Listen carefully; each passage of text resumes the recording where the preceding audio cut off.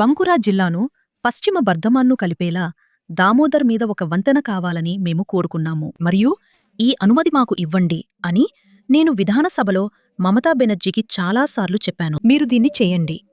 ఒకవేళ మీరు చేయలేకపోతే నేను కేంద్ర ప్రభుత్వాన్ని అడుగుతాను. నేను మిస్టర్ను కూడా కలిశాను. నితిన్ గడ్కరీ గారి కార్యాలయ సిబ్బందికి మేము వంతెన పూర్తి చేయిస్తామని. కాని ఆమె మమ్మల్ని అనుమతించలేదు. అందుకే మేము దాన్ని చేయలేకపోయాము. నేను ఒక సాధారణమైన ఒక చిన్న ఉదాహరణ ఇవ్వాలనుకుంటున్నాను. పురూలియా, బంకురా జిల్లాలను కలిపేలా దామోదర్ మీద మనకొక వంతెన ఉండాలి. ఇది ఇస్కో యొక్క పని. వారు 5 సంవత్సరాల్లో చేయించలేకపోయారు. మొదటిసారి ఒక నిర్మాణం కూడా ఏర్పాటు చేశారు. వంతెన కట్టేస్తామని వారు హామీ ఇచ్చారు. అవును, మోదీగారి సమయంలో కట్టేస్తారు. మోదీగారు వస్తారు, బ్రిడ్జ్ కట్టేస్తారు. దాన్ని ఒక అంశంగా మార్చలేకపోయారు. చాలా దేశాల్లో 5 ఏళ్లు అంటే భారతదేశంలోని ఒక రాష్ట్ర శాసనసభ పదవీకాలంతో సమానం. ఇలాంటి నదిపై కాంక్రీట్ వంతెనను నిర్మించడానికి సరిపోతుంది. ఈ సందర్భంలో నేను దామోదర్ నదిపై ఉన్నాను.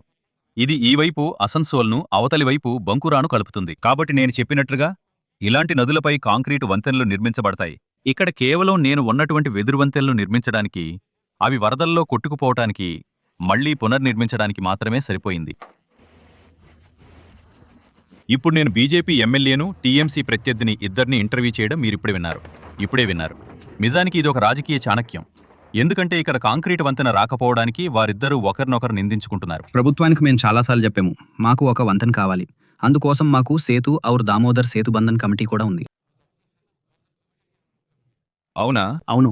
అంటే అది పూర్తిగా మీ పోరాటం కోసమే ఏర్పడిందన్నమాట. అవును, పోరాటం అయితే చేస్తున్నాం సార్. మేమైతే అన్నీ చేస్తున్నాం. అందుకే కదా మేము కోరుకుంటున్నది. చూడండి, తాత్కాలికమైనది.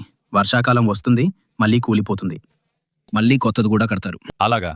అయితే ఇది చెప్పండి, నేనిందాక అటు వెళ్ళినప్పుడు అగ్నిమిత్ర పాల్ను, అలాగే టీఎంసీ ఎమ్మెల్యేను కూడా కలిశాను. వాళ్ళిద్దరూ ఒకరినొకరు నిందించుకుంటున్నారు. వాళ్ళంటున్నారు బీజేపీ అంటోంది టీఎంసీది తప్పు అని, టీఎంసీ అంటోంది బీజేపీది తప్పు అని. కానీ ఏదైతే ప్రభుత్వం ఉందో ప్రభుత్వం చెప్పాలి. ఏ ప్రభుత్వం? ప్రభుత్వం చెప్పడం అంటే అనుకోండి, మన రాష్ట్ర ప్రభుత్వం ఉంది కదా, అది కూడా చూడాలి. ఏదైతే కేంద్ర ప్రభుత్వం ఉందో అది కూడా ఇవ్వాలి. మాకైతే 2 ప్రభుత్వాల నుండి కావాలి. అందుకే మాకు దగ్గరగా ఉన్న రాష్ట్ర ప్రభుత్వానికే మేము మా విషయం చెప్తాము. రాష్ట్ర ప్రభుత్వం చూడాలి, దీని బాగోగుల కోసమైనా లేదా ఏదైనా చేయటం కోసమైనా. చూడండి, నేను చిన్నప్పటి నుంచే వింటున్నాను బ్రిడ్జ్ కడతారు అని, కానీ ఇప్పటి వరకు కట్టట్లేదు. మీరెంత చిన్నప్పటి నుంచి వింటున్నారు? అయితే నాకు 4-5 ఏళ్లు ఉన్నప్పుడు, అప్పుడు మా నాన్న ఇక్కడి నుండి రాకపోకలు చేస్తూ బన్పూర్ ఇస్కోలో పనిచేసేవాడు.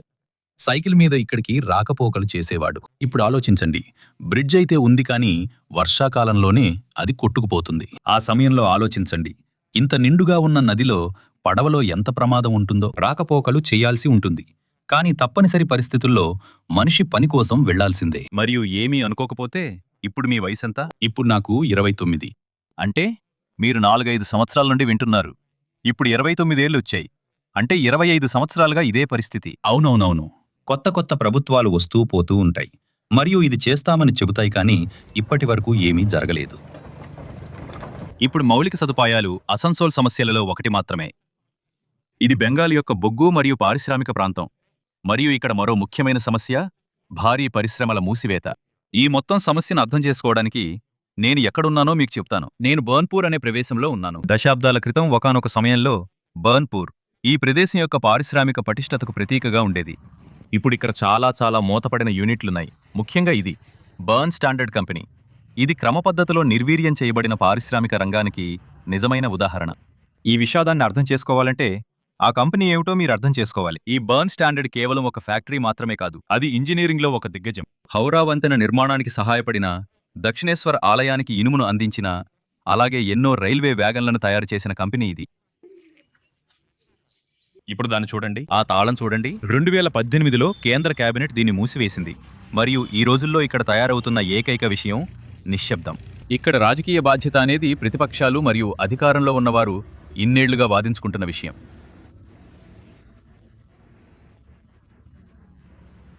మీరు బీజేపీని అడిగితే అది రాష్ట్ర ప్రభుత్వం లేదా మమతా బెనర్జీ తప్పిదమని వారు చెబుతారు. మీరు టీఎంసీని అడిగితే ఇలాంటి యూనిట్లను నడపడం కేంద్రం బాధ్యత అని వారు చెబుతారు.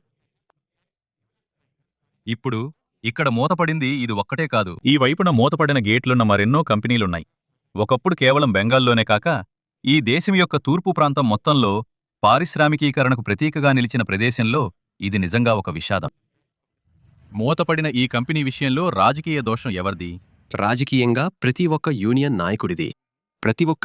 నాయకుడిది.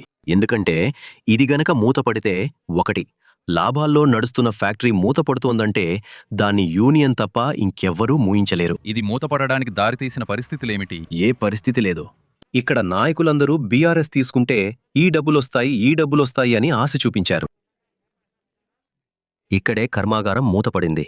ఇంకా కాంట్రాక్ట్ పనులు చేసేవాళ్లు పూర్తిగా జీరో అయిపోయారు. ఎన్నికలొస్తే మీ అందరికీ తెలిసిందే కదా, చాలామంది వచ్చి ఏవేవో చెప్పి వెళ్ళిపోతారు. ఇక్కడ ఇప్పుడైతే ఏ పార్టీ అయినా మత రాజకీయాలే ఎక్కువైపోయాయి. గుడ్డి భక్తులు ఇప్పుడు చాలా ఎక్కువగా ఉన్నారు. మత రాజకీయాలే ఎక్కువగా ఉన్నాయి. ఒక సమయం ఎలా ఉండేదంటే, ఎప్పుడైతే మా ఫ్యాక్టరీ చాలా హీనస్థితిలో ఉండేదో ఆ సమయంలో ఇక్కడ ఉన్న బెంగాల్ ప్రభుత్వం అంటే మమతా బెనర్జీ, బహుశా అప్పుడు ఆమె ఆలోచన బాగుండేది.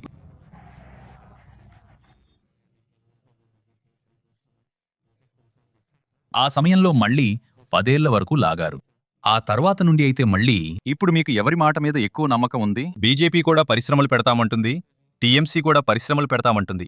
ఎవరు చేసినా మాకు మంచిదే, ఎవరు చేసినా సరే. కానీ మీరిద్దరి మాటలు వింటుంటే ఎవరు చేయగలరని మీకనిపిస్తుంది? ఇద్దరూ చేస్తే మనం ఒకరిని ఎంచుకోవడం కష్టం. బహుశా ఈ ప్రాంతం కథ పార్టీ మేనిఫెస్టోలలో చెప్పబడదు, కానీ ఇక్కడ విషయాలు ఎలా నిశ్చలంగా ఉండిపోయాయో అనే దానిలో చెప్పబడుతుంది. ఇప్పుడు టీఎంసీ వల్లే బెంగాల్ ఒక పారిశ్రామిక శ్మశాన వాటికగా మారిందని బీజేపీ అంటుంది. నెరవేరని కళలకు కేంద్రమే కారణమని టీఎంసీ చెబుతుంది. బహుశా ప్రజలకు కావాల్సింది ఇలా తుప్పుపట్టని భవిష్యత్తు.